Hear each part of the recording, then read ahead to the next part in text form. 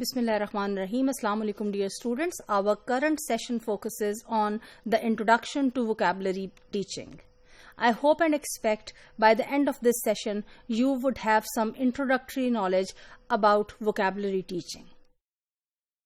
Well, my dear students, both first language, that is L1, and second language, that is L2 educators and researchers agree that mastering vocabulary is one of the most important aspects of becoming a mature language user.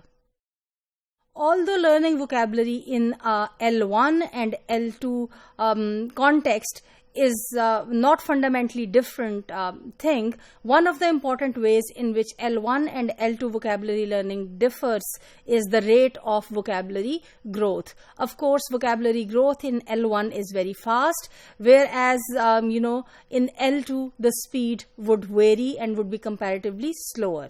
In the L1 learning context, the amount of regular input actually is immense, allowing for much of the vocabulary to be learnt incidentally. In everyday life, in the socio-cultural backdrop, the learner would come across a lot of vocabulary input, which would result in incidental process of learning of L1 vocabulary.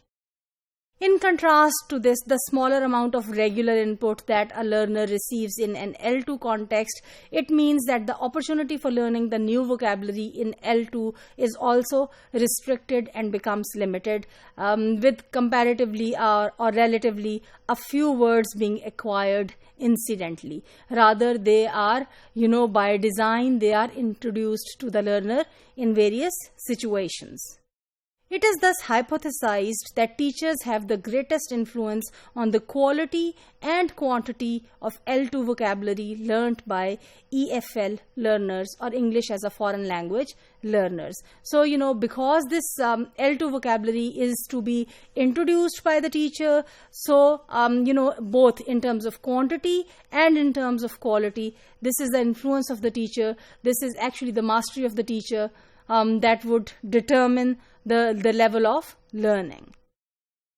Because teachers play such a key role and ultimately decide what will be learned, their careful planning of introducing the vocabulary and their general knowledge of the issues that are involved in the vocabulary building process, both of these aspects enhance the process of learning vocabulary. Overall, I would say there are three important aspects that vocabulary teaching needs to cater for. Number one, it has to be planned. When it comes to L2, since most of the vocabulary is not taught through the incidental referencing or through incidental exposure to the vocabulary, so it needs to be planned, and a well planned vocabulary lesson would enable the learners to learn more and in a better way.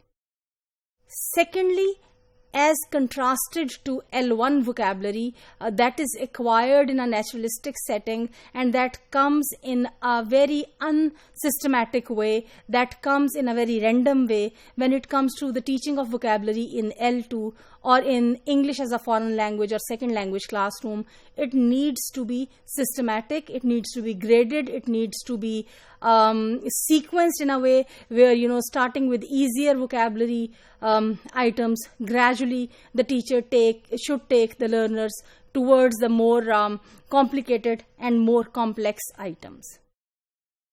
Thirdly, it needs to be oriented.